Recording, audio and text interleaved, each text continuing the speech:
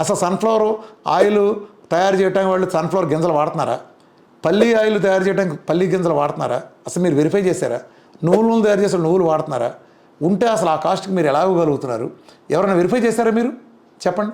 అసలు ఒక vegetable oil కానీ ఏదైనా సరే హీట్ చేస్తే దాంట్లో ఉండే పోషక విలువలు చనిపోతాయి. ఇది మీకు తెలుసు, అందరూ ఒప్పుకునే యాక్సెప్టెడ్ ఫ్యాక్ట్. మరి మీరు 200 నుంచి 300, 400 డిగ్రీల సెంటిగ్రేడ్లో హీట్ చేసే దాని నుంచి ఆయిల్స్ ఏ రకంగా ప్రాపర్టీస్ని కోల్పోకుండా ఉంటాయి అనుకుంటున్నారు మీరు? ఒకవేళ చేసినా మీరు గానగాయల మీద ఏ రకంగా తప్పు అని అనగలుగుతారు? మనం గింజలు తీసుకెళ్తామండి, ఇప్పుడు కొబ్బరి తీసుకెళ్తాం, లేదా వేరుశనగలు తీసుకెళ్తాం, నువ్వులు తీసుకెళ్తాం. ఏం జరుగుతుంది? చెక్కగానగలు వాటిని పిండుతారు మన కళ్ళ ఎదురుగుండా, శుభ్రం చేసిన చెక్కగానగలో. ఇంకా గింజల్లో చెత్త ఎందుకు ఉంటుందండి? ఎందుకు ఉంటుంది? ఎక్కడి నుంచి వస్తాయి? పెస్టిసైడ్స్ అని మీరు రిమూవ్ చేస్తున్నారా? నిజంగా చేస్తారా? రిమూవ్ చేస్తున్నారా? చేయాలంటే మీరు అసలు గింజలు వాడాలిగా. గింజల నుంచి పెస్టిసైడ్ రిమూవ్ చేయాలి, మీరు గింజలు వాడాలిగా. మీరు గింజలే వాటలా, వీళ్ళు విదేశాల నుంచి తెప్పించిన చెత్త, అట్లనే అడ్డమైన వాడిని మొత్తం పెట్రోకెమికల్ తీసిన వేస్ట్లు, కాటన్ సీడ్స్, ఇట్లాంటి అడ్డమైన కలిపిన చెత్త అంతా కలిపిన దాన్ని తీసుకుని కెమికల్ ప్రాసెస్లో వాడుతున్నారు. ఒకసారి పరిశీలించి చూడండి.